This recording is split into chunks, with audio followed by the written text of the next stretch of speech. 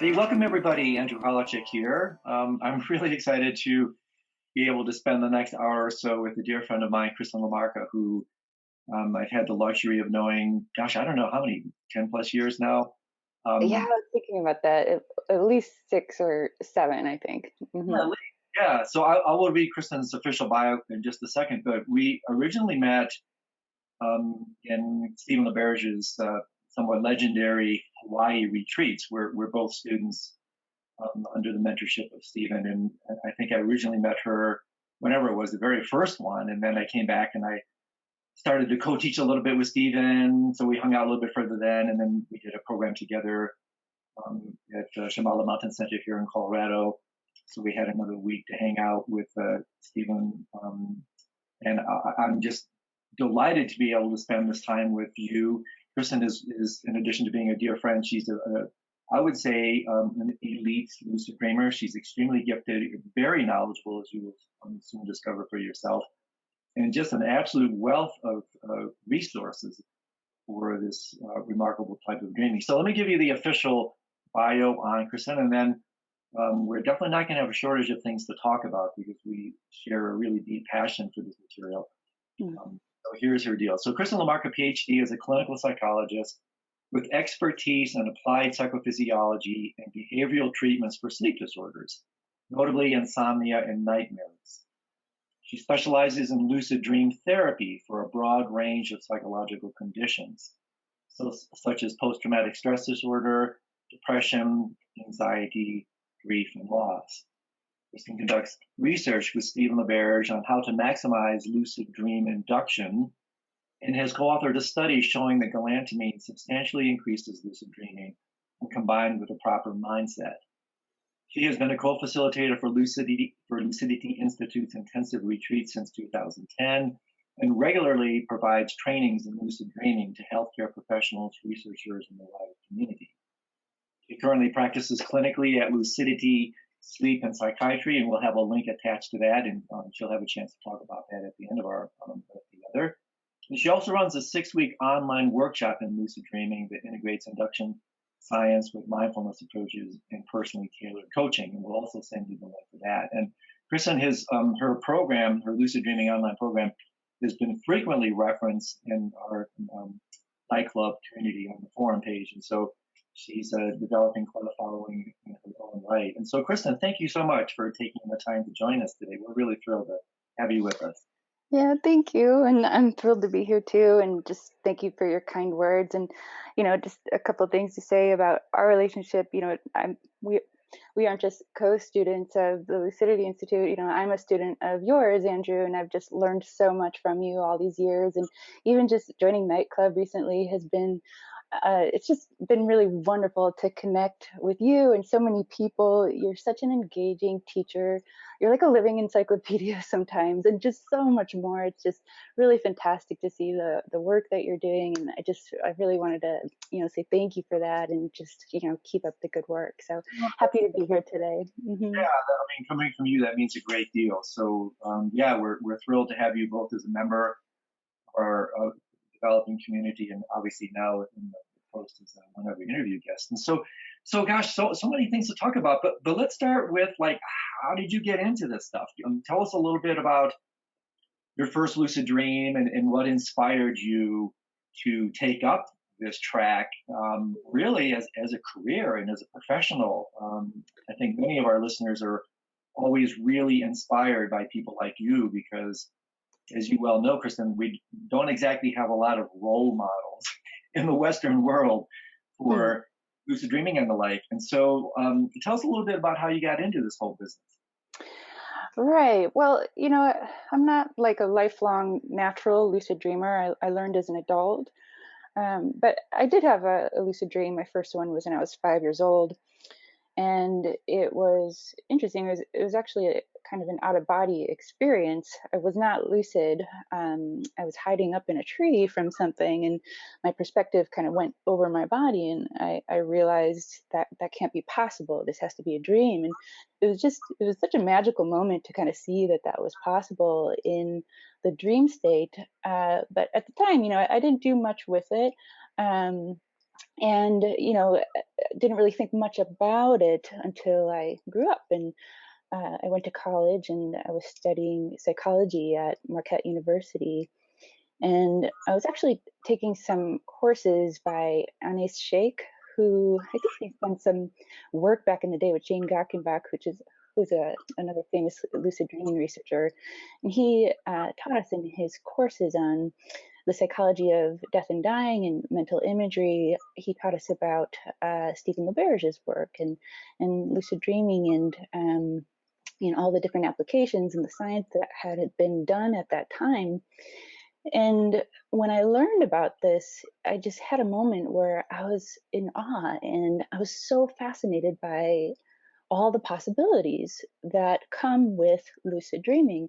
It just opens up so many more doors and pathways for harnessing more health and happiness. And, of course, at the time I was studying psychology and the cognitive sciences, and I was starting to specialize a little bit more in health psychology, so mind body health. So there's a lot of different ways that I could see that lucid dreaming could help those areas that I was already interested in. So I ended up going to graduate school, but like a lot of curricula, sleep and dream training for professionals, it's a little bit lacking. You do get the base training in the foundations that if you wanted to specialize in those areas, you easily could. But what I ended up doing at the time was I sought out mentorship from the Lucidity Institute. So I originally attended their program on scholarship in 2007.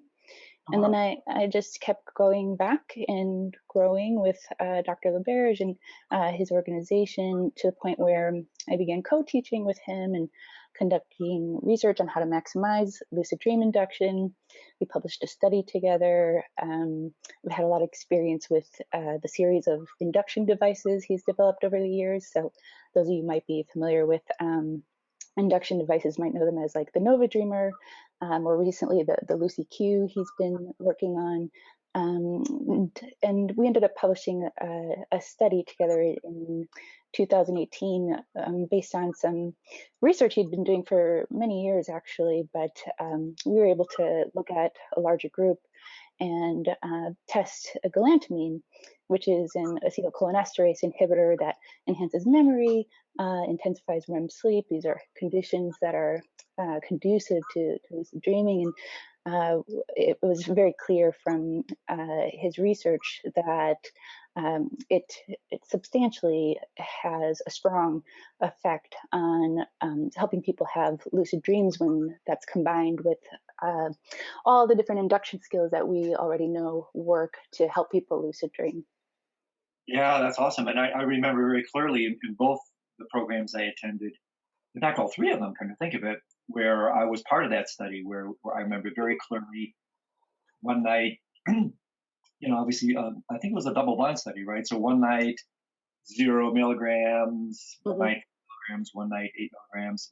And I, for one, I mean, could totally tell when I had either the placebo. So I was part of that study. So it's pretty cool. And we did it with our mutual friend, Ben Baird, who is a neuroscientist now at the University of Wisconsin-Madison, I believe. Is that right? Yeah. Yes, and he helped us with our analyses and getting it published, so he was involved as well. Yeah, cool. Well, gosh, I mean, so with that as a background, share a little bit with us about your continuing research with Lucidity Institute. I mean, you guys have other projects in the works, other studies that are underway?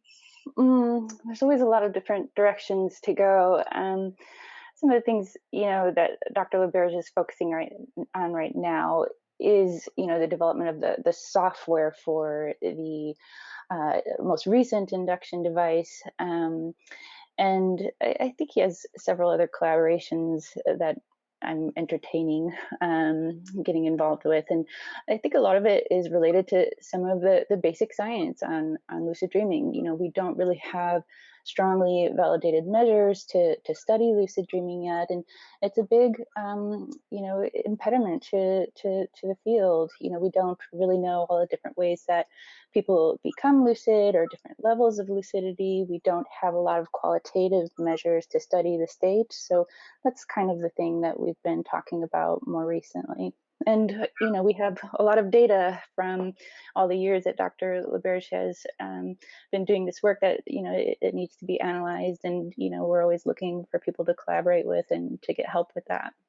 Yeah, and for some of the scientific nerds in our community, I mean, the kind of phenomenological aspect of it, the qualitative aspect, I'm sure is one of the things that makes establishing any kind of rigorous metric challenging. And so, are there other ways that you guys are exploring this? I mean, are you doing things with imaging? And I know there's studies that Stephen has certainly done with EEGs and the like, but you guys have that luxury of actually doing imaging with lucid Hmm. dreaming too.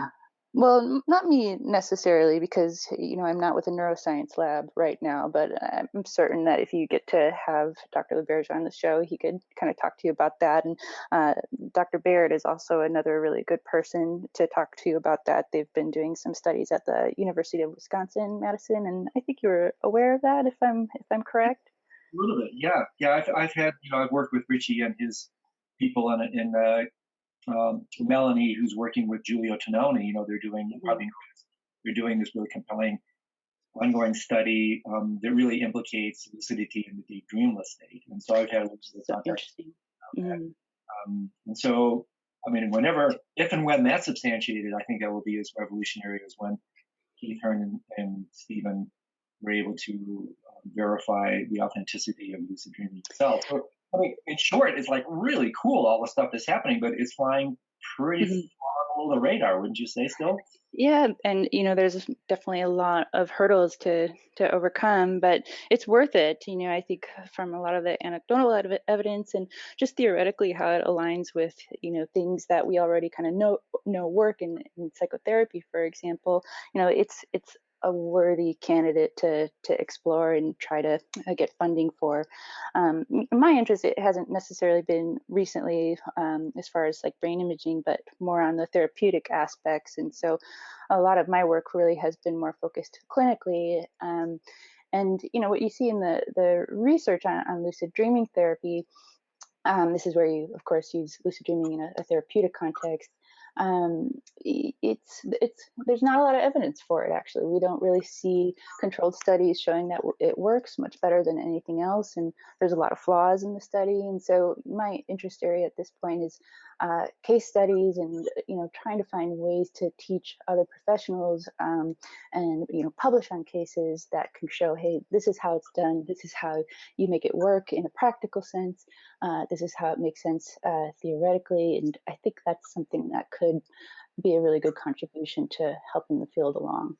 Yeah, totally. So tell our listeners more, because I'm sure many folks are not even aware of the idea of lucid dream therapy. Like, how does it work? Who's it for? Are there contraindications? So tell us a little bit more about that. Hmm. Yeah, so it's novel therapy. Like I said, there's not a lot of evidence for it, but the great thing about it is that it's easily integrated with the standard evidence-based interventions in psychotherapy that we already know work for most people in most situations. So and it's also broadly applicable to a lot of different things. So that can range from nightmares to trauma and abuse histories, to those with combat experience, depression, anxiety, and even just everyday problems. If you have inner conflicts or emotions that you're grappling with day to day, you can use the lucid dream state to explore these more intentionally, to facilitate psychologically integrative or healing experiences, more introspection, growth. The fantastic thing about lucid dreaming is that when you become lucid in a dream, well, it's a dream, so therefore you know that you're safe. And safety, it's one of the most critical components for people to grow as individuals. So in the lucid dream state, you can't be hurt. There aren't going to be any real world consequences to the things that you do, whether that's physically or socially or emotionally. So you're safe to explore things in new and different ways. And this really opens up a sense of freedom for people. And that really is one of the main benefits. You have freer access to experiences in the lucid dreaming state, freer access to be who you truly are, discover yourself, discover your identity, and you can explore experiences that are personally meaningful to you because the dream state is boundless. You can experience anything that you wish just through expectation and intention while you're in the lucid dream state. And dreams they're wonderful for psychotherapy because a lot of things that are important for therapeutic growth come up in therapy. So these could be repressed emotions, repressed memories. These are things that people, rightfully so, have psychological defenses about. So they don't necessarily come up that easily in talk therapy. But if you're integrating dreams and more unconscious realms, then it's just a fantastic territory, very fruitful for growth. And when you're in the lucid state and you have that heightened sense of safety and freedom, the wonderful thing about it is you can work on developing your psychological flexibility. So that means being more flexible and adaptive as far as how you relate with yourself, the world, other people, how you regulate your emotions, your thinking patterns, how you direct your attention, your drives, your actions.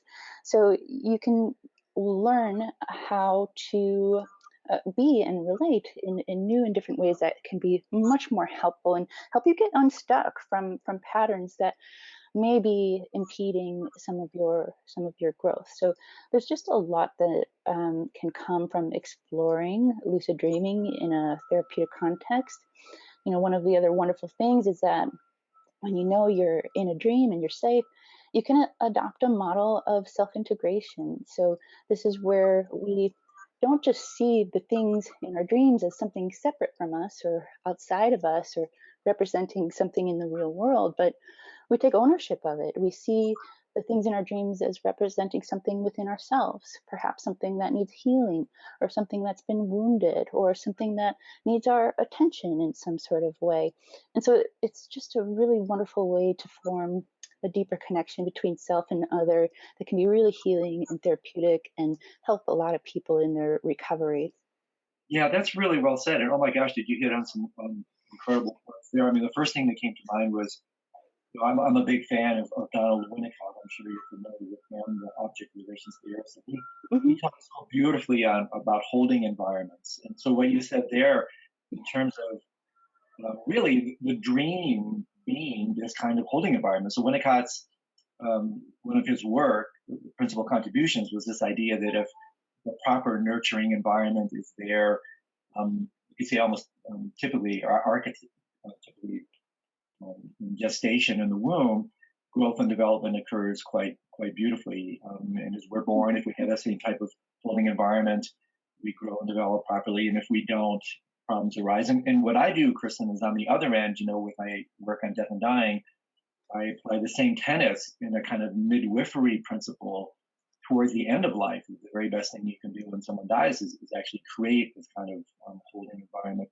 But I think what you said here cannot be overstated, that the dreamscape can provide this type of psychological holding environment where in fact people can feel held, they can relax, and therefore work with otherwise toward the difficult states of mind, towards resolution. Hmm. And also something you said there that struck me, years and years ago, not as far back as when LSD was still legal, but things like ecstasy several decades ago, as psychiatrists were actually using it Hmm. clinically, legally, as a way to drop boundaries. And I remember taking it in that capacity, and I found it to be really a wonderful supplement to dropping inhibitions and opening. And what the dream state does is we both well know, is it creates that same type of arena where we can explore these, levels of inhibition are dropped, and we have access to previously, like to say, relatively inaccessible or difficult states of Hmm. consciousness. So the last thing that you said also really struck me. It struck me as this idea of developing flexibility, and that to me is beautiful play on my transition from lucid dreaming to dream yoga. and it plays on the word yoga in terms of like the idea of stretching. And so Hmm. I often reference the jingle when I'm teaching, blessed are the flexible, for they are never bent out of shape, right?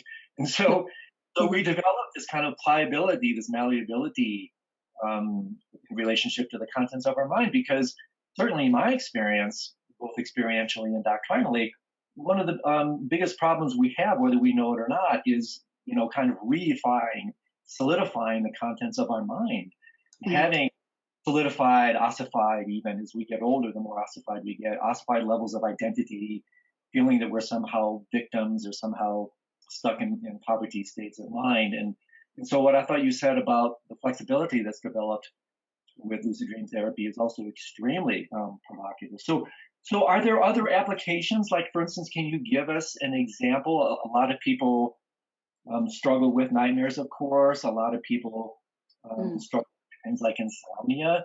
Are Mm. you able to share with us ways that lucid dream therapy can be worked for, applied for one or both of those very common conditions? Well, yeah, I mean, nightmares, that's a very clear, direct application of lucid dreaming. Typically in nightmares, we tend to have either a flight, fright, or, freeze response, either avoid and try to run away, or fighting with these figures, or we kind of don't really know what to do. We get paralyzed. We do nothing. But what lucidity does is it empowers the dreamer to not just try to avoid these experiences, but to form a deeper level of engagement with whatever aspect of the nightmare, um, whatever aspect of the self that this nightmare kind of symbolizes. And so typically, that takes facing, if you're in a nightmare, whether you're being chased or, about to get killed or something, and trying to have a friendly dialogue, talk to the figure, try to express compassion, do something a little bit creative and different.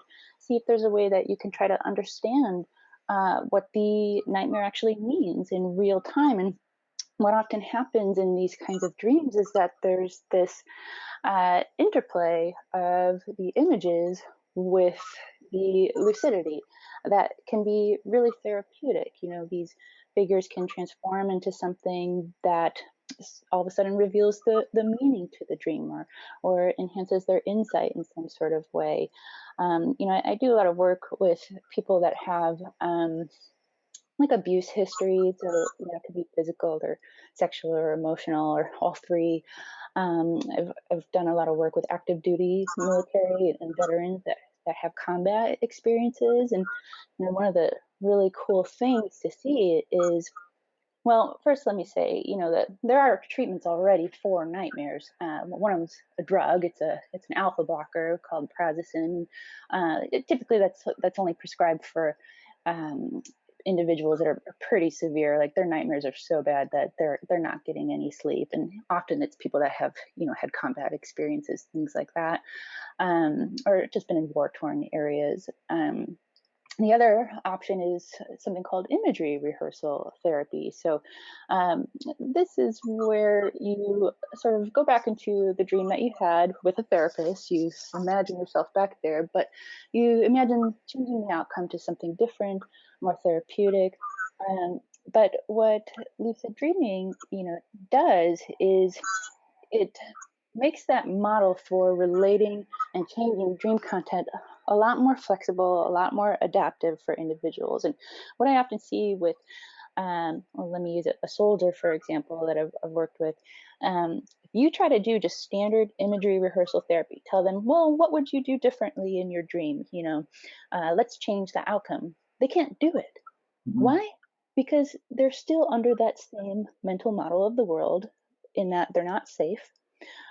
They have a duty, for example, to be there for their other Marines, or to serve, or there's somebody hurting in their dream. They have to make sure they tend to them. They're stuck in these models of the world that see the world as real. Yeah. But what giving a uh, model of lucidity does is it opens them up completely. Like, I could take a step back and I could look at this differently. I'm much more free, and there's many more creative responses that I can explore in the dream state. And one of the important ones with that is that they can start to see the dream images not as something bad that has happened to them in the past or someone they knew that died, for example, but they see it as a part of themselves. So it's no longer this helpless thing that's like outside of them that they really can't do anything about. Now they can take ownership for it. They can take responsibility for it. And they could see it as something within themselves that might need healing, and use these standard lucid dreaming therapy techniques that we know foster self integration. So that could be engaging with the figure, expressing compassion, having a friendly dialogue, trying to find meaning or insight by talking to these figures. And it's just really interesting to see how lucidity opens up so many more pathways for people to grow beyond some of those more rigid models of the world that have kept them stuck in suffering for so long. Yeah, that's really, really well said. And this idea of rigid models, I mean, really kind of comes down to the whole thing because I don't think it can be overstated, Kristen, that this issue of solidification, reification, certainly in the wisdom traditions, especially in Buddhism, I mean, reification is the whole shebang. I mean, we suffer in direct proportion to how solidly we take the contents of our mind and our reality. And so for me, gosh, what you said is just so spot on that what the dream can do is it can de-reify, it can soften this otherwise ossified relationship to the contents of mind, and therefore, profoundly alter one's relationship to it. And so what came to my mind is very often when as a meditation instructor, we work a lot as meditation instructors with sometimes difficult issues, and oftentimes it borders on psychological concerns. But one of the things that I often share with my meditation students, and I think has direct applicability to the dream state, is fundamentally learn how to love your mind. Because in relation to daytime meditation, thoughts are just the children of your mind. And you could say at night, dreams are just the children of your mind. And unless you're a pretty whacked out parent, you're not going to strangle your kids, you're not going to body slam them to the ground. But we tend to do that. We don't have this kind of loving relationship to the contents of our mind. And so, what I hear when you're talking about these forms of dream therapy, which is really beautiful, is it's a nocturnal way to apply that same maxim that love the contents of your mind as they express themselves in the dream state, realize they are the children of your mind, and really, especially with unwanted experience, like as they manifest in the dream state, for me, this slides under the rubric of transforming obstacles into opportunities. That if we relate to the nightmare situation in this kind of alchemical or opportunistic way, we realize that what these unwanted experiences, these nightmares, are actually presenting to us are in fact exactly what you're saying, opportunities for integration. Because when we throw part of ourselves away, which is what we do all the time when we are unable to digest and metabolize experience completely. Well, when we throw that experience away, where does it go? I mean, out of sight does not mean out of mind. Out of sight in this case means into the unconscious mind. And so, in my experience, when you have a nightmare, these rejected, disenfranchised aspects of yourself are in a certain way, and Stephen writes about this very beautifully. They're coming back in a certain sense. They're calling back for integration, for love, for even individuation. So when you talk about this in the context of therapy in the nocturnal arena, I mean, I just find that a beautiful and natural extension of these foundational tenets. I mean, doesn't that speak to you? Does it make sense? Yeah, and I love hearing your perspective because you use more of the Eastern language, and it all kind of integrates with some of my training in science and psychology, and I think it just integrates really beautifully, and I love it. It's really great to talk to you, actually. No, no. I mean, thank you for sharing that. And so, another way to say this, and then I'll turn it back to you, is that what defines a non-lucid dream in many ways is we're too close to the dream. We actually get sucked into the dream. We lose any sense of perspective or awareness, and by implication, we reify the dream and take it to be real. And so, I often find the same problem that defines non-lucidity in the nocturnal dream arena is also reiterated in my life when I often have problems that remain intractable because I'm too close to them. I'm non-lucid to the problem. I'm Hmm. lost in the problem. And so and I love this idea of what I've been talking about frequently in the nightclub arena, this foundational tenet for me of bidirectionality, that what you do in the waking state affects the dream state. What you do in the dream state with therapies like this can Hmm. absolutely affect what we do in the daytime arena. And I have absolutely found that as my proficiency in lucidity at night takes place, I bring that same level of proficiency, i.e., perspective, to my waking state. And so, contents of mind that would previously have sucked me in, that I would have reified, that I would have ossified, and therefore suffered in direct proportion to that perspective that is generated in my nighttime lucidity now kind of pings and pops up into my daytime mind to actually wake me up to the contents of my experience during the day. And Hmm. I think this is one of the most beautiful, compelling aspects of lucid dreaming is this kind of that bidirectional or kind of cross pollination that we can do between these states. Hmm. Yeah, I mean, I agree, and there definitely are those parallels, where we are not lucid in life, and we're too close to things, and we can't gain enough distance and perspective, so we know how to respond as effectively as possible. But that's the beauty of dreaming, and lucid dreaming kind of holds up a mirror to your blind spots. So it helps you take that step back. It helps you be more objective, and you can look at parts of yourself that might be a little bit difficult, but within that nurturing, holding environment where you can start to break free and test out these new ways of being, with whatever challenges that you're confronting. And it's interesting when you get that kind of practice and then you see sort of similar patterns in your waking life, that you can actually pull from what you learned there, and you feel more confident, more able to implement some of those new, more healthier, more adaptive behaviors in the waking state. And those practices, whether they're done in the lucid dream state or you're trying to be lucid in your waking life, they integrate very beautifully, and they augment and enhance each other. It's that's the whole of the practice. That's the point of it. We want to use lucidity to not just enhance ourselves in our dream states, but also in our waking lives as well. Yeah, isn't it? I mean, I often talk, Tristan, about in the wisdom traditions, they talk about sometimes it's called twilight language, sometimes goes by the term Daikini code, but the idea is there are multiple ways of reading terminologies, especially in my experience with the whole lucid dreaming project. And for instance, lucidity, really lucidity is just a code word for awareness.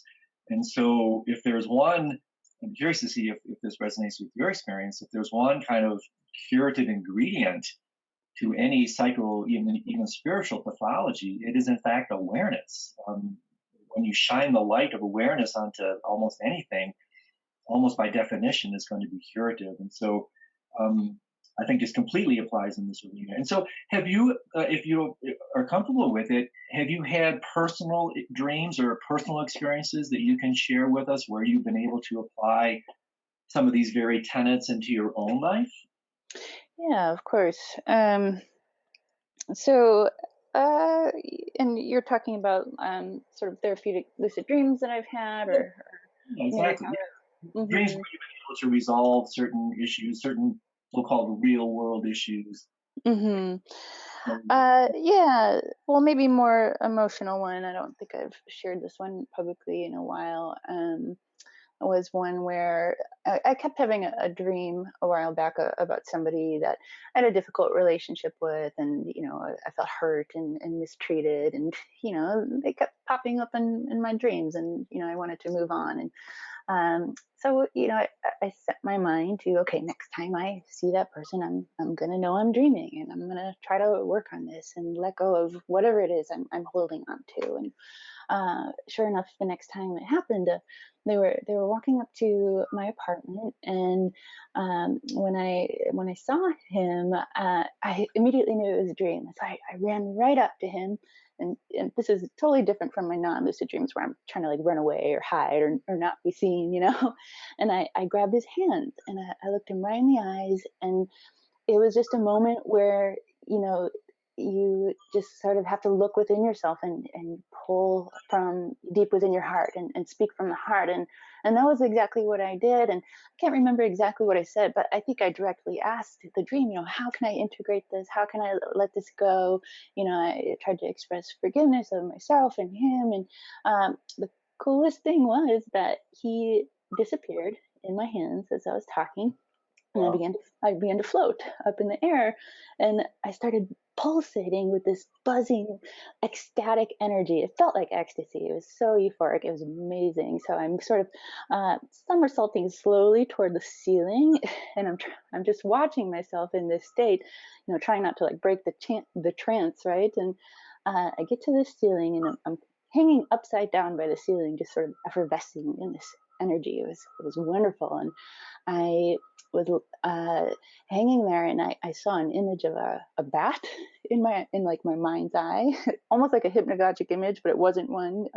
Just kind of looked like one because I was already dreaming, you know. So, and at the time, I thought that's weird. Why am I seeing a bat right now? And you know, when I woke up, I realized I was hanging upside down from the ceiling like a bat myself, which is really interesting to think about the significance there, and you know what bats are doing when they're roosting.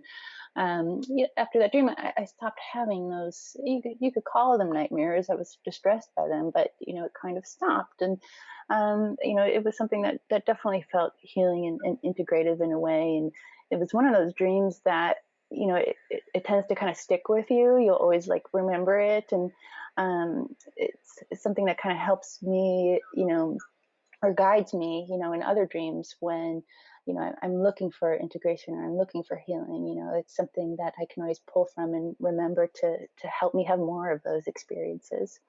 Yeah, gosh, what a great story. So, Kristen, when you do this, I'm curious how you incubate these types of dreams. I mean, do they come to you somewhat serendipitously because of the atmosphere that you may be in cognitively, or do you make official um, incubation strategies, or are there ways that you can cultivate this so that you can work with it more directly? Yeah, well, I mean, the one I'm talking about there, and often the ones that I do have more of these integrative experiences, they tend to have a recurring quality. So I keep having the same kind of bad dream over and over. And so I know I can expect to have that in the future. So I'm not really doing much incubating at all. I know I'm going to have that dream. But I think where you're kind of leading is, well, how am I incubating like an intention to become lucid and have this self-integrative experience? And you know that's easily done through mild strategies. So identifying the dream sign and setting your mind, okay, next time I see that dream sign or that person or that thing, or I'm in that place, I'm going to remember I'm dreaming. And you can rehearse setting those intentions in a number of different ways. You could say it in words to yourself. You could write down rescripted versions of your dreams as if you got lucid in your dream journal. You can rehearse it in your imagination before you go to sleep. And so there's different ways that you can kind of optimize your mindset so that the next time it happens, you can become lucid. And those are actually some of the lucid dreams that I tend to have a lot of success with, just because you know you can expect them. You know you're going to have that dream sign again. So, Yeah, that's one of the great gifts of having recurrent dreams. And parenthetically, Tenzin Wangyal Rinpoche, who wrote the Tibetan Yogis of Dream and Sleep, he says, and I think there's some credibility. I'm not entirely sure it's true, especially with recurrent dreams that are kind of born from PTSD types of events. But he playfully says that recurrent dreams are highly suggestive that you're not a good listener, right? And so that mm, when the message is completely delivered, the recurrent dream stopped. And again, I think there's some credibility to that. I think that's partly true, but mhm. I don't. It's unconditionally true because I think when some of these really deep issues are, you can almost say somatically lodged, like with the people that you're working with, these veterans who have super intensive traumatic experiences that are just so deeply lodged into their bodies. I'm not sure that 100 applies, but I want to ask you. I mean, do you find that when you're working with night terrors, nightmares of these extreme varieties, with people that have been so deeply traumatized, you find these same type of kind of Hmm. tips and tricks apply, or are we dealing with a different beast here altogether, one that would require, in fact, trauma specialists and the like? I mean, how do you manage people that present with these more extreme states? Hmm. Well, yeah, I agree with you. Maybe partial credit to the person who said you're not listening very well, but not necessarily applicable to nightmares of the extreme variety that I'm kind of talking about. That come from war-torn environments or combat experiences, because those are extreme.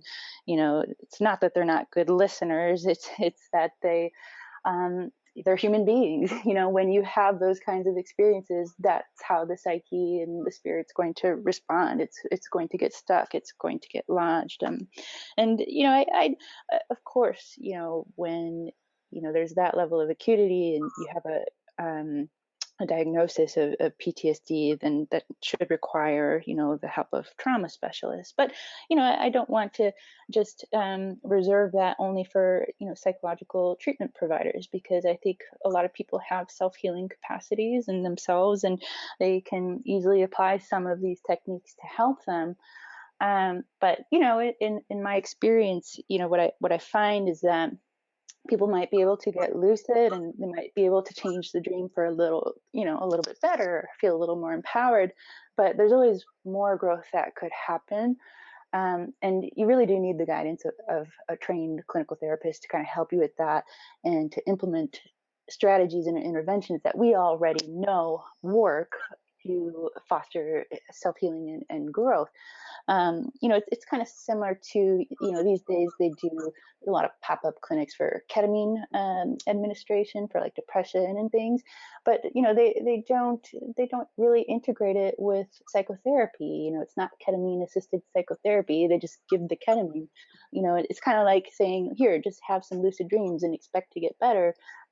Maybe you'll get a little bit better, but it's not necessarily optimal. It's what is optimal is to sort of combine it with that nurturing or holding environment like we were talking about, so you can actually facilitate greater therapeutic growth, because most people, they don't have the skills or the knowledge to really be able to do that for themselves.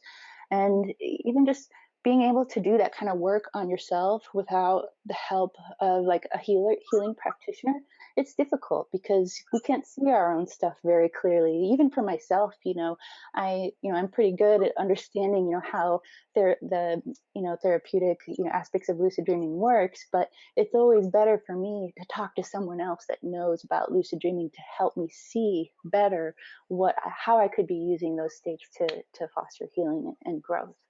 Yeah, that's really well said, because blind spots are by definition blind; they're intractable. And so it was actually you started to answer a question that I was scribbling to ask you, and that is that I've always maintained, with some caveats, that lucid dreaming really could represent the pedagogy of the future, because it just has so much potential for purposes of learning, for integration, for spiritual growth. I mean, really, the sky's the limit. The sky of the mind is the limit. And so the question I was going to ask you, that you kind of addressed here, but I still want to put it forth to you regardless, is that would it in fact be too extreme to go so far as to assert that any treatment that one could, or therapy that one could um, do or benefit from during the day, could eventually be done within the context of their lucid dreams? Yeah, I mean, definitely, because the dream state, it's a simulation of our waking environment. And that's kind of the essence of lucid dreaming therapy. We're not really doing all that much new or different with lucid dreaming therapy. We're kind of using everything we already do in the waking state, and now just applying that to the dream world. And then we see that bidirectionality happen, where the dreaming and the waking worlds kind of enhance each other. Does that kind of make sense or answer your question a little No, bit? Mhm. exactly.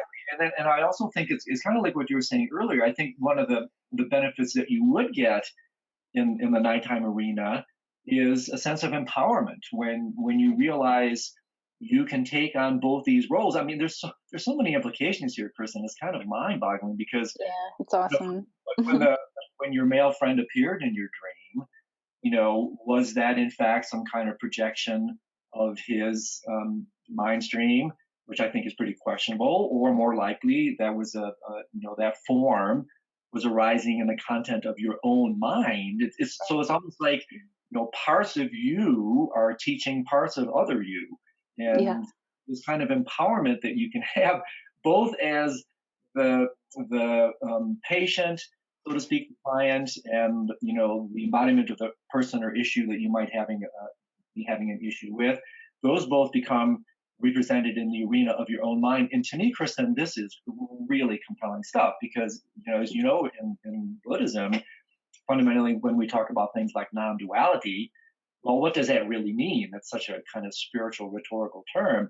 I think this is one of the things that it means is that yeah, fundamentally, when you're dealing with a person, and this is what our dear friend Stephen LaBerge talks about, why therapy can be so bloody effective, because when you're engaged in daytime or nighttime therapy, the physical presence of the person really, unless they're like 400 pounds and they're like laying on top of you, the physical presence is not the problem.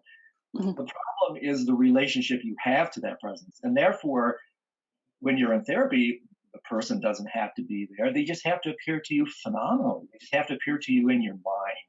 And in exactly. exactly the same way, I mean, never is the phenomenal appearance more clear and lucid in both senses of the word than when you're having that phenomenal appearance in the lucid dreaming state. And so for me, this is what carries extra benefit because when you're working with these presentations in the mind state, you realize most directly that you are working your stuff and you have the opportunity to realize I am not the victim of circumstance. I'm the victim of my projections, my imputations, my reifications.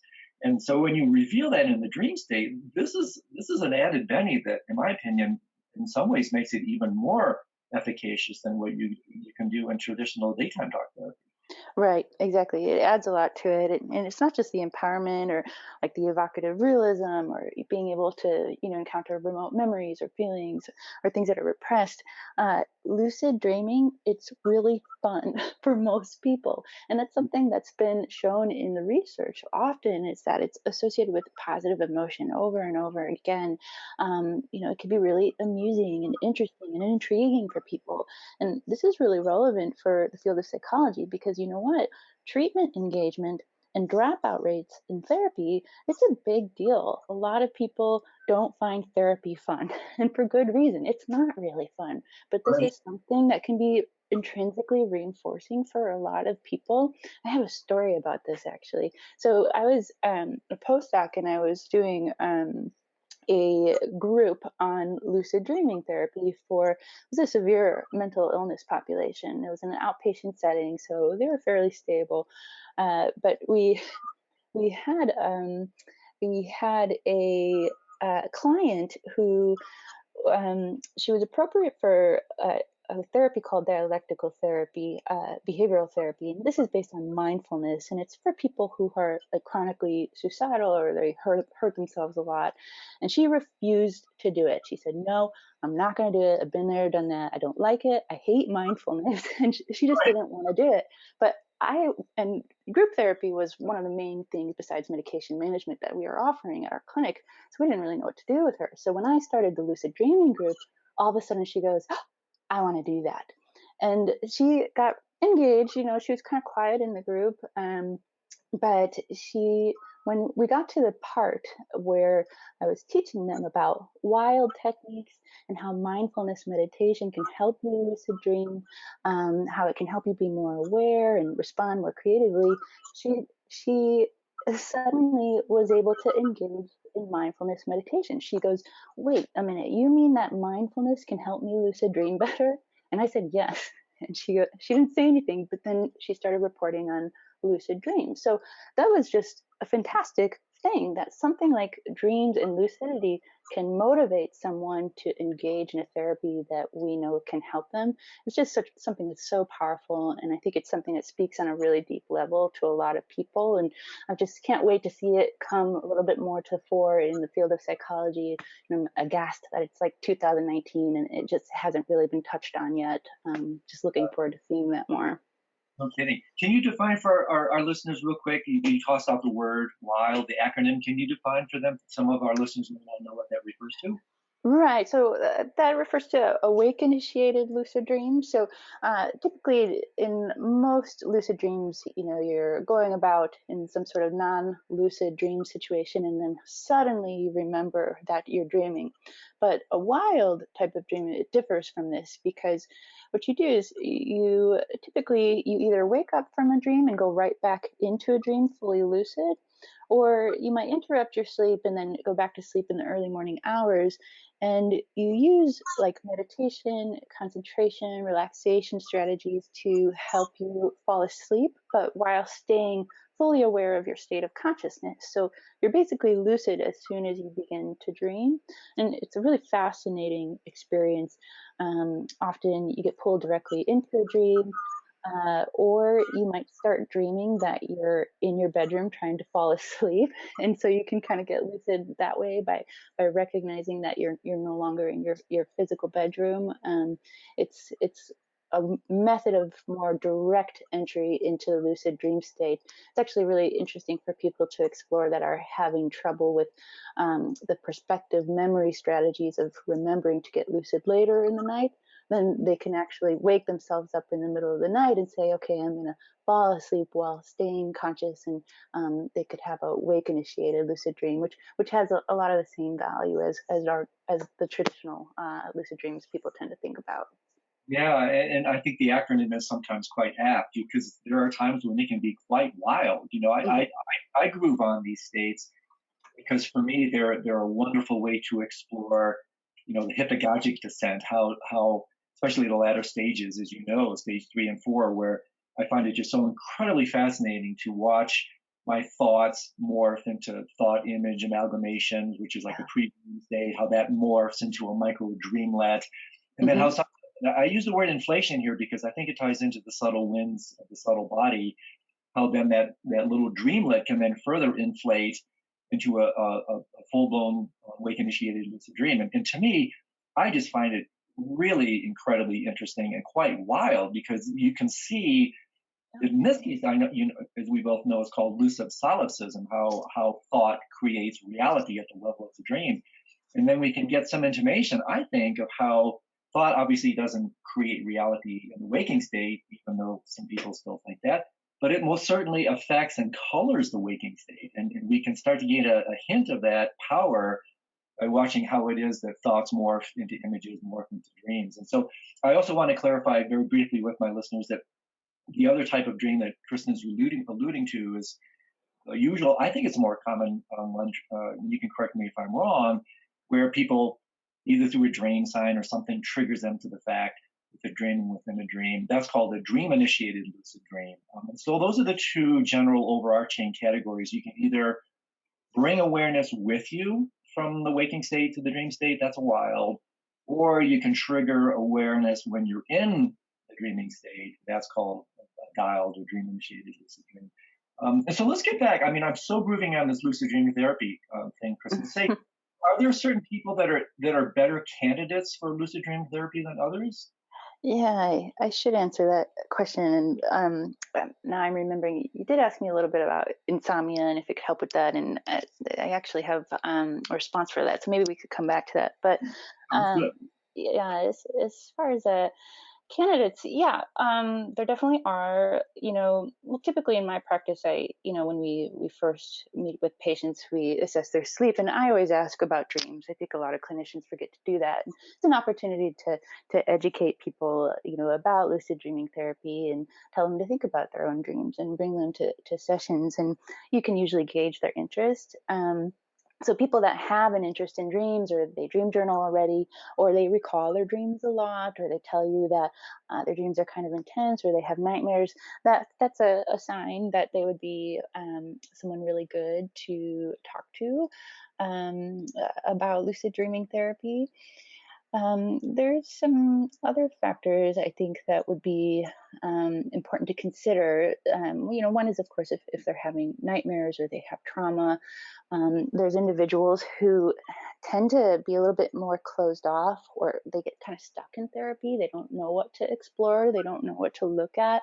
Their defense mechanisms, they're a little bit too tight. And one way to help those kinds of individuals is to have them talk about their dreams.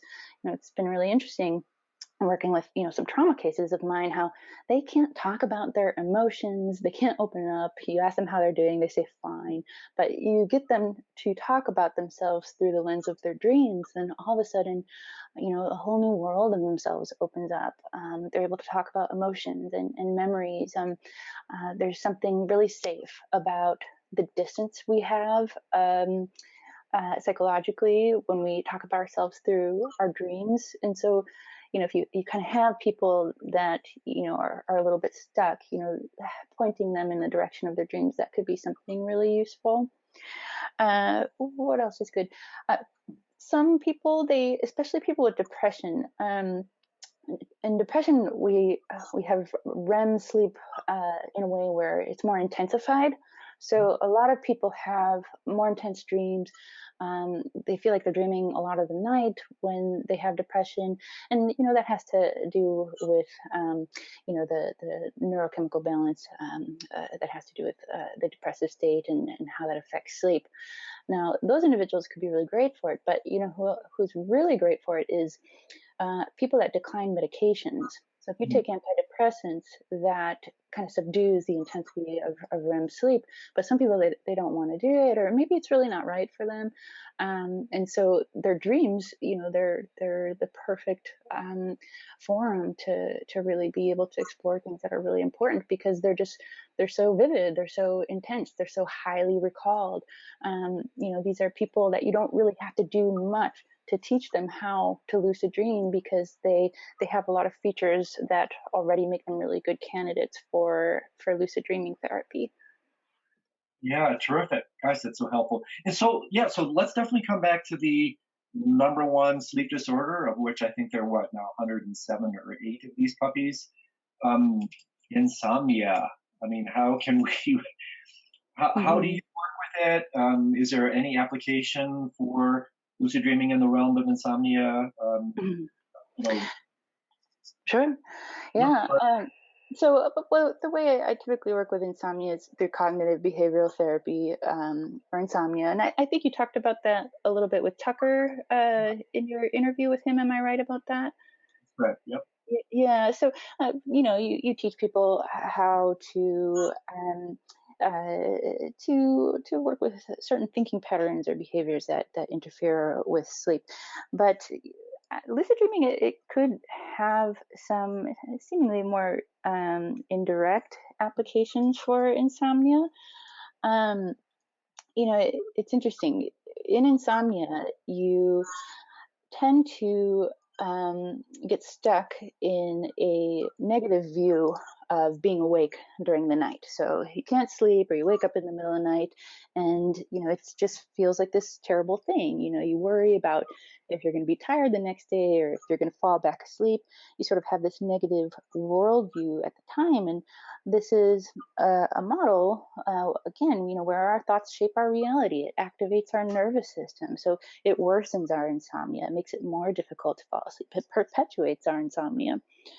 But if you're teaching lucid dreaming kind of side by side with insomnia, there's a lot of advantages. So for one, lucid dreaming, it's a positive experience for most people. It's something they look forward to. And two, wakefulness during the night is very conducive to lucid dreaming.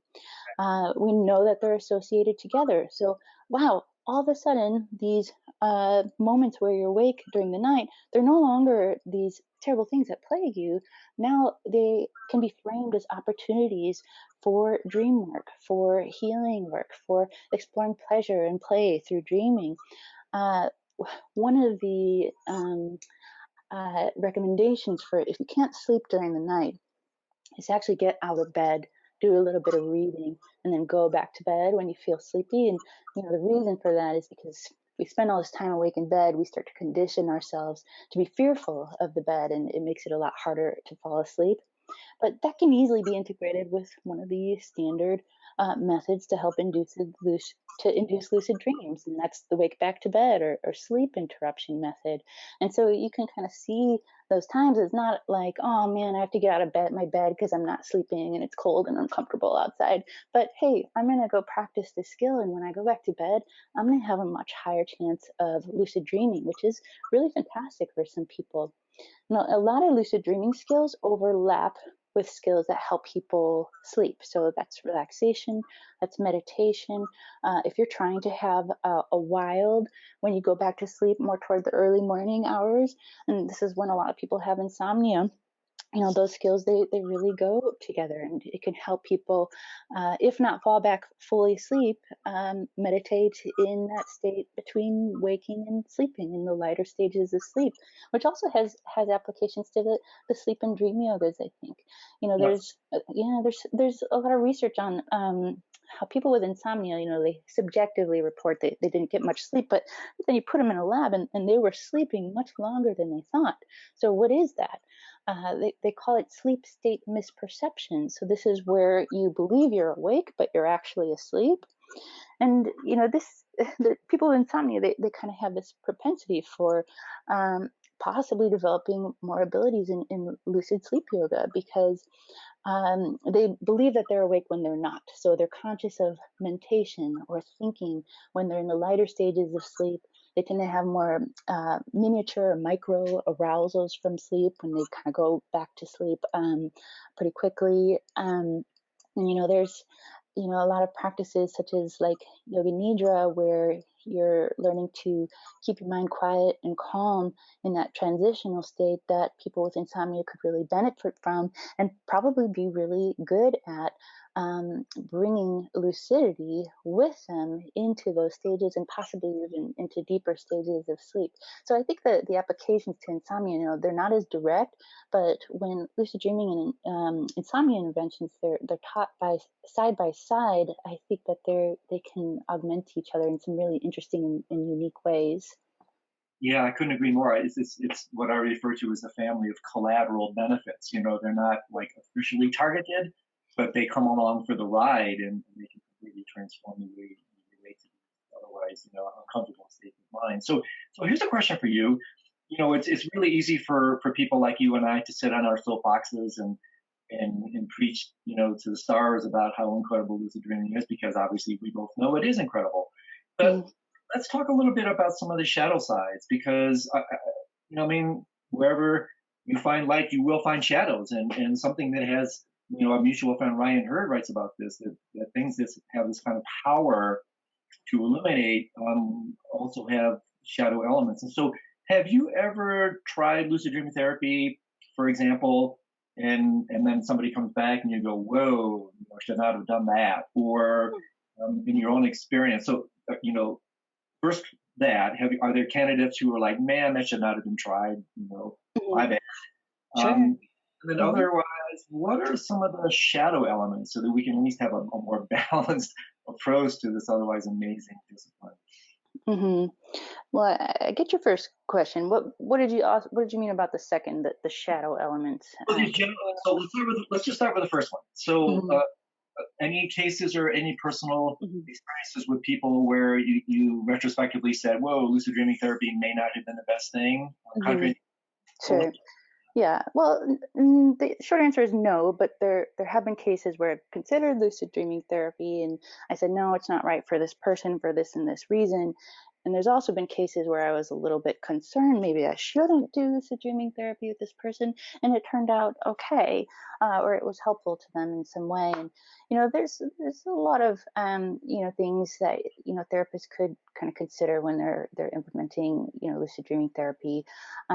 First of all, is it the first line of treatment or appropriate? And there's those kinds of things that you want to consider, but you don't want to completely rule out all vulnerable populations. You really want to evaluate on a case-by-case basis who's appropriate for it and who's not. And so some things to consider are like acuity, are they really in a place that they could be focusing on their dreams, or do they need to focus a little bit more on real world things that are going to help them stabilize? Another thing to consider is, do they have reality testing impairments? It could be possible that somebody, with psychosis or who's abusing substances, or they have high mental stress, that lucid dreaming wouldn't be the best for, because part of what makes lucid dreaming effective is that it has some destabilizing features. It loosens our fixed ideas on the world so they can be replaced with other more helpful models. But there might be some individuals where that's not necessarily helpful. And so I had a case one time, let me think about this a second, where, offhand, it would have seemed like he would have been a really great case for lucid dreaming therapy, like on paper, because he just had, some difficult experiences like grief. He lost someone that was really important to him, and, really wanted to see them again. And he had some insomnia too, and some sleep fragmentation, and, possibly, and also some vivid dreams. So we could have possibly used lucid dreaming to help him. But the problem was that he told me in one of our first sessions that he was confusing memories from his dreams with real life waking memories. And so he his his sleep was so poorly consolidated that he was blurring the two realities together. And so lucid dreaming, in my opinion, it wasn't indicated there. There were much more effective first line things that we could have done to help him process his grief, consolidate his sleep better. And when we did that, that confusion between waking and dreaming memories, it got a lot better. So there was just a little bit too much risk for him decompensating, and the benefit to risk ratio for him, it wasn't something that I thought would be good for him. So I didn't do it. But I did have another case where I questioned the same thing, because he had a severe abuse history. He's bipolar. He had some alcohol dependence, severe trauma, a diagnosis of like dissociative identity disorder when he turned like 18 years old. And he had a history of violence and self-harm. So just, a lot of risk factors here. But his nightmares were every single night. And so, I kind of had to think, is it appropriate for him? Are the dissociative qualities he tends to have, is that going to make him dissociate in the waking state and have that sort of dream and waking confusion where it might be dangerous? And my sense was no, because he hadn't been violent in a really long time. He was very motivated to stay safe. He had social support. He was pretty stable on medication. So it really seemed like the benefits outweighed the risks. And so I did proceed and just continued to monitor for any contraindications. And it seemed really helpful for him. He was able to go back into his dreams and easily become lucid, free himself from recurring nightmares where he was getting like mutilated repeatedly. He met his inner child in a dream, and I was encouraging to try to talk to him and, express compassion. So it was something that beautifully facilitated the therapeutic process. And, I'm glad that I did it. I think it's a shame that, you kind of hear that lucid dreaming shouldn't be used for psychologically unstable people. And that's not true at all. There's a lot of people that aren't necessarily stable that lucid dreaming can help. I think, clinicians, they just need better training and being able to evaluate and assess for that better, so that you're not restricting people from accessing services that could really help them, and you're also not increasing any risk unnecessarily for people where it wouldn't help. Yeah, boy, that's super. And you went exactly where I was going to suggest that the dissociative disorders you mentioned, dissociative identity disorder, obviously formerly known as multiple personality disorder, but there are other ones as well. I'm sure you're aware of derealization, depersonalization disorders. I think those become interesting. And what flashed in my mind here, Kristen, is that just this week I interviewed cognitive neuroscientist I did a virtual reality study with. And one of the things that we didn't talk about, but is very interesting in relationship to VR, that I flashed on when you were talking about the individual who was conflating memories from the dream state with memories from Mhm. state is what they refer to in the VR business as alternative world syndrome, where you can spend so much time in VR that when you come out, you actually have a hard time constituting the reality that you're in. And you find yourself, in Buddhist language, you find yourself in a kind of cognitive bardo where you're not here, you're not there. And if you don't have the psychic infrastructure to handle that groundlessness, it can be a little bit disconcerting because you've lost your ontological footing, Mhm. which implies you lose your psychological footing. And when that's an extreme case, that's one definition of psychosis. Mhm. So I just wanted, to bring out exactly what you were talking about, that while there are obviously so many remarkable benefits to this discipline, it's not for everybody. There are some shadow elements, and I like to frame it within this kind of spectrum of skillful means. This, that Yeah. not, there's no single act, the kind of single action bias tendency we all have. These particular strategies and whatnot have their bandwidth of applicability, and the most important thing is to understand that bandwidth, maybe keep it in that place, and realize that if you extend it outside of that, then you kind of lose the potency of that type of thing. Mhm. And so, any other kind of cautions or shadow elements that you personally, it sounds like you haven't had any of those personally, but any other things that you can share with, because I do think this is an important arena to discuss. And can you share a little more? What do you mean by shadow elements? Like people that shouldn't do it, or anything that we already? Yes, Yep. exactly. So at this point, it's not even lucid dream therapy per se. It's like lucid dreaming, period. Because I know, I can tell you what I do in my own screening process, and I think Stephen does this with his. If people write to me and they're working under the auspices or working under a psychiatrist or a psychotherapist, I always recommend that if there's any question whatsoever, that they defer to the professionals, that they ask their counselor, their therapist. Mhm. The problem here, of course, is a lot of them are not that well informed about lucid dreaming, but Right. Yeah. it's just the idea of not letting this incredible discipline kind of step bounds. I guess that's where I'm coming from. Yeah, sure. Well, again, beyond people that don't have a supportive infrastructure, or they're vulnerable in terms of like they're abusing psychedelic substances, or they're under a high amount of stress. Those are kinds, or you have like a family history of psychosis. Those might be things that might make you want to think twice or talk to a professional. Is lucid dreaming really right for me? Or if you have an intuition, like I'm actually getting a little bit of dream reality confusion here, and is this something that I should be following?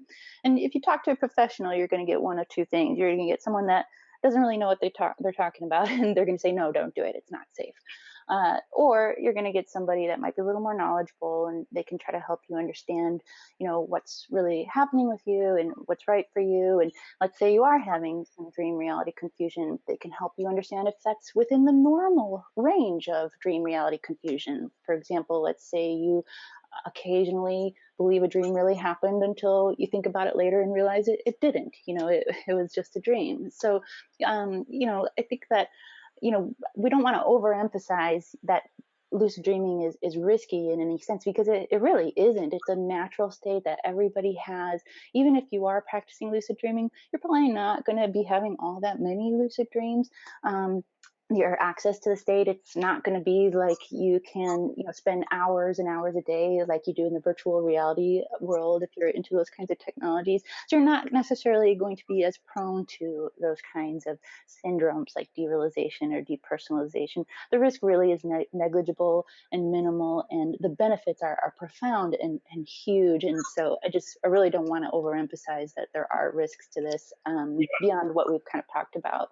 No, that's really beautiful. I'm reminded of when Father Thomas Keating was asked a question about some of the shadow elements with meditation, and after this individual, he gave his reply, and this individual kept coming after him, and he fundamentally said, "Let me just put it this way: there are a lot more problems with not meditating than there is with meditating." Yes. I Hmm. thought that was actually pretty good. Yeah, I mean, anything can be abused. You can hyperventilate. I mean, we need oxygen to breathe. Sure. You can hyperventilate. We need water, but you can hyperhydrate. So, we have to at least bring some modicum of common sense here. And I Hmm. also, what I profess and what I'm writing about is the somewhat radical approach to lucidity that, according to the wisdom traditions as I've come to understand them, not only are lucid dreams safe, but I argue that lucid dreamings are actually the natural type of dream, and that Yeah. we have been enculturated. This is the third book I'm writing. We have been conditioned by the forces of the dark side, phenomenological, biological, social, and cultural. We Hmm. have been conditioned into non-lucidity. And so not only is lucid dreaming healthy, I argue that it's actually the natural type of dream, and that when Hmm. we get lost in non-lucidity, that's just a byproduct of this kind of unconscious enculturation that we've been all victim to. So before we close here, and I want to get just a couple really practical things for you.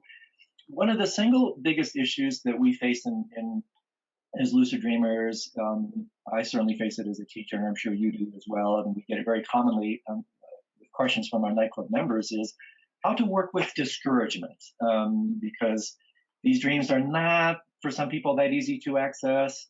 And so I always like to talk to the professionals like you when someone approaches you and they're discouraged and they feel like they can't do it or it's not for them. I'm quite interested in what you tell them or how you can continue to inspire Hmm. your Yeah, sure. And we're not taught this since we're in kindergarten, so it doesn't always come naturally or easily to people, and we don't have a lot of resources for learning that are readily available to the wider population. So I think it's a normal thing to feel kind of discouraged, but it's also something we don't want to get in the way of a practice. And usually when this comes up, the first thing I do is I ask, well, what are you doing to help you lucid dream? What skills are you practicing? And are you practicing them correctly? Because often what you find is that you might get somebody that says, yeah, I've been practicing mild every night, and it just doesn't work for me. And then you ask them, well, what are you doing? Describe the steps you take. And it's totally off. Like it's completely wrong. And they're not really either fully understanding it, or they've confused it with something else, or they're missing some important piece. And so typically when somebody's discouraged or they're having trouble, I think it's useful to take that kind of troubleshooting approach and just help them see that there are actually things that they can be doing. And it's something that I think can be a little bit more empowering. They just need the know-how and the skills to be able to practice it. Of course, you're discouraged if you're not, using the most effective means to have lucid dreams. That's one of the most important things. And then, of course, I think it helps just to remind people that, it doesn't necessarily mean you're going to be having lucid dreams every night if you're practicing this. And it's important to have patience and persistence and be open and, welcoming to, remembering all types of dreams, even non-lucid ones. And I think having that element of openness can really help. And if you're really struggling, one of the best things you can do is connect with other people, particularly expert teachers like yourself, Andrew, and talk to them. Talk to somebody that knows what it takes to lucid dream and knows how to teach it effectively, so you can learn something. You can integrate that into what you're already doing and help you overcome some of the humps that you're having. Also connecting with other people or groups of people that lucid dream that can help you get ideas or troubleshoot. There's one more thing I do like to bring up, though, because actually this has some parallels with insomnia, is the notion of paradoxical intention. Mhm. So when people are really frustrated that they can't lucid dream, they tend not to be so effective. And psychology has taught us for a really long time, the more anxious or frustrated you are about something, the more that impairs your performance. And the same thing kind of happens with insomnia. The more anxious you are to sleep, or about the fact that you're not sleeping, or frustrated by it, the less likely you are able to sleep. It gets in the way of it. And so we want to, help people kind of learn to understand that, so they can let that go and be a little more compassionate with themselves and where they are in their practice. And in insomnia treatments, one of the things that they do is that they teach paradoxical intention. So what that is they teach you to basically set the intention to stay up all night. Don't sleep. Whatever you do, don't fall asleep. And what that does is it relieves the pressure of that you're feeling to put yourself to sleep, because now you're not trying to do that. And then what happens is people actually fall asleep. And we've seen this in the workshops with Dr. LaBerge, where someone might get really frustrated, and then all of a sudden they report, I had a lucid dream. And we say, well, what happened? What did you do? And they say, well, I gave up. And so there's something about that frustration that really can get in the way. And if that's where you're at, then that's where you want to start. You want to start working with that level of frustration, so you can let that go and be a little bit more understanding of where you're at in your practice, and that everybody learns differently. And what other creative ways can you undertake to help you move through the place that you're currently at? Yeah, well, that's really terrific. That's terrific. And so this one's a little bit more individual, but I'm also very interested, as are some listeners who send me questions. If you had to, you're in a sleep lab and you're all hooked up, and you absolutely positively have to have a lucid dream tonight. What is your go-to induction method? I mean, what do you rely on? It's like, man, if I really need to have a lucid dream tonight, where do you? Mm-hmm. Mm-hmm. Yeah. Yeah, well, you want to use what we know works. So you probably want to have a high level of recall by the time that you get there. You want your sleep to be pretty in balance, so you're not overly sleep deprived or anything, or you have trouble actually falling asleep when you get to the lab. You want to use the mild technique. So that means that you've been working on being more aware of your dream signs and rehearsing how you'd set intentions to recognize your dreaming and under certain conditions. Um, Another really important thing is to be more explicitly aware of micro awakening. So we all wake up several times a night, but we typically roll over. We forget about it. We don't notice it. But those awakenings during the night, that's the prime opportunity for you to remind yourself, okay, I'm about to go right back to sleep. The lucid dream state is really close. Let me reset my mind, reaffirm my intentions, so that when I fall back asleep, I can lucid dream. And that's a great opportunity to practice the mild technique, and also even apply some wild strategies like we were talking about to induce those wake initiated lucid dreams, where you apply mantras, meditation, other concentration types of exercises, so you can carry consciousness into the dream state without a lapse in it.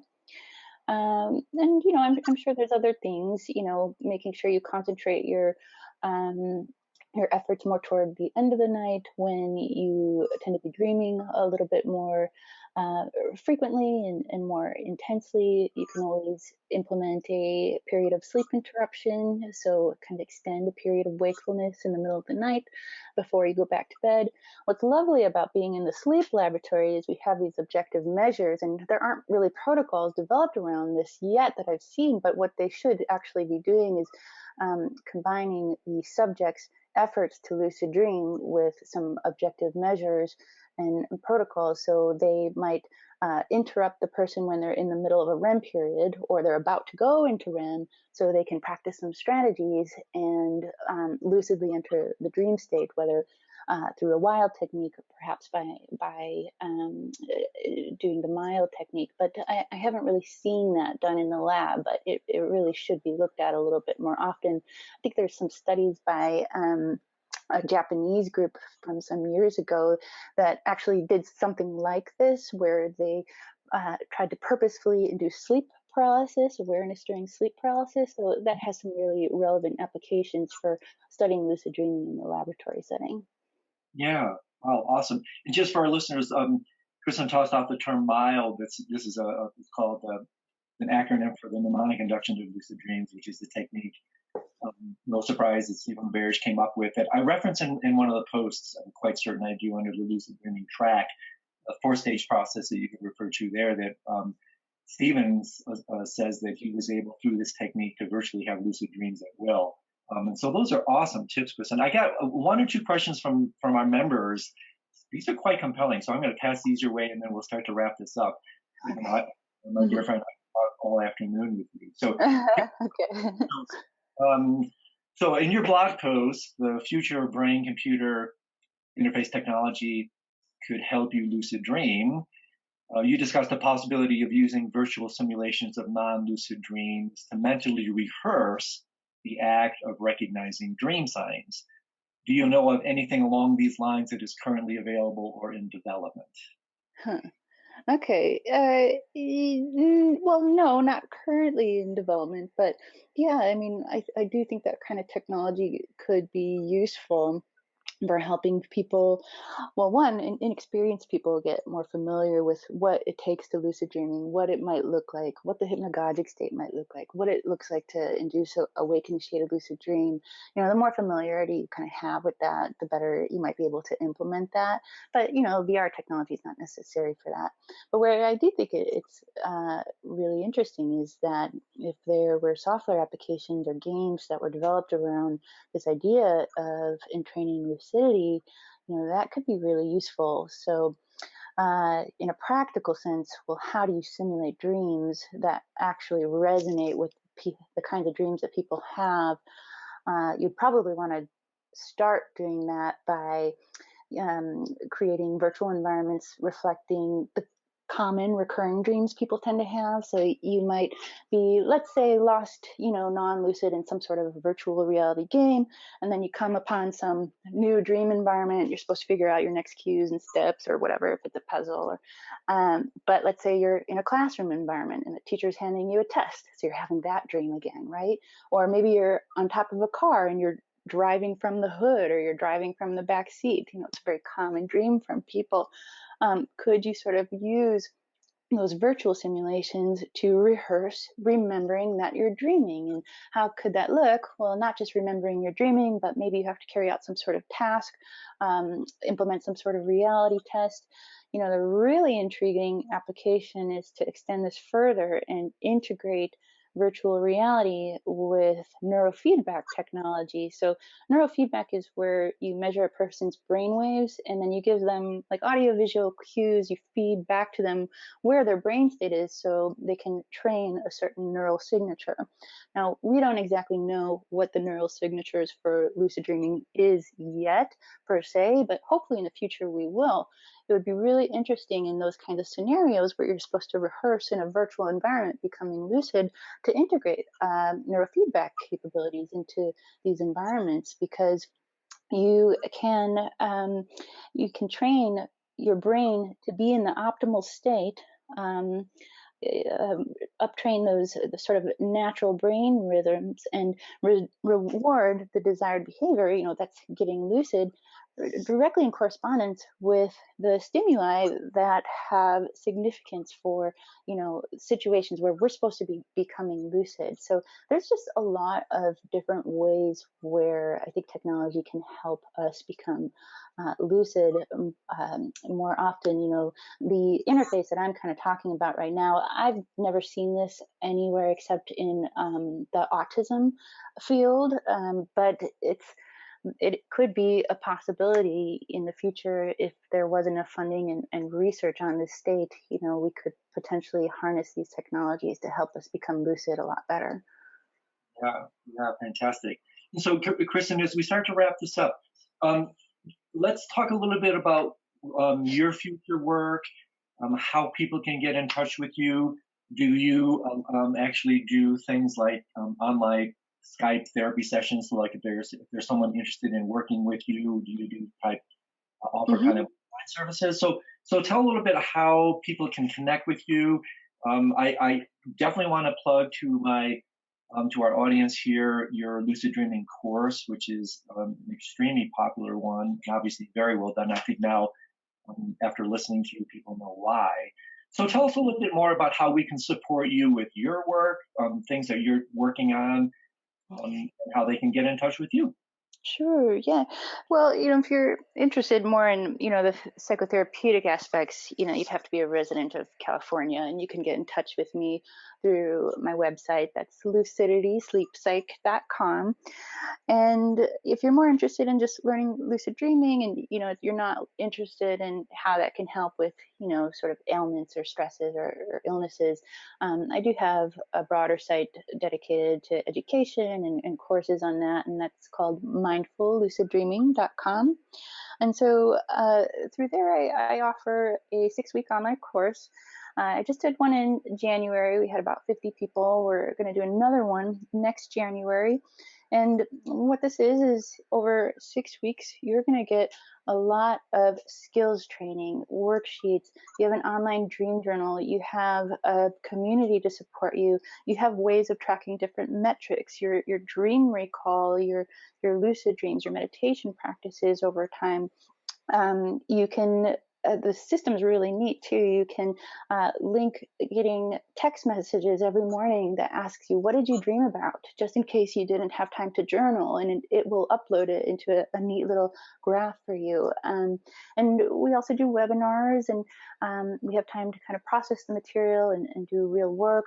I really love the course interface that we've developed, because it gives me an opportunity to work with people in a really structured way, because people, if they have the time or the desire, they can do structured assignments. And so when everybody's kind of focusing on the same thing at the same time, that gives me a lot of opportunity to really be able to help a lot of people at once understand the skills that we know really work really well for lucid dreaming, and not just to induce them, but to use lucid dreaming effectively. So that was just a joy for me to run this past year. It was something really rewarding.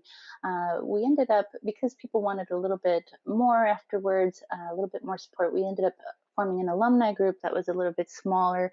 And so we meet about every other month to talk about our dreams, and we're still using the same system to share our dreams and things like that. And so if you're interested in starting the new year, 2020, off with a little bit more lucidity, I definitely encourage anybody to get in touch and sign up or ask me questions about it. I'm happy to talk to you about it.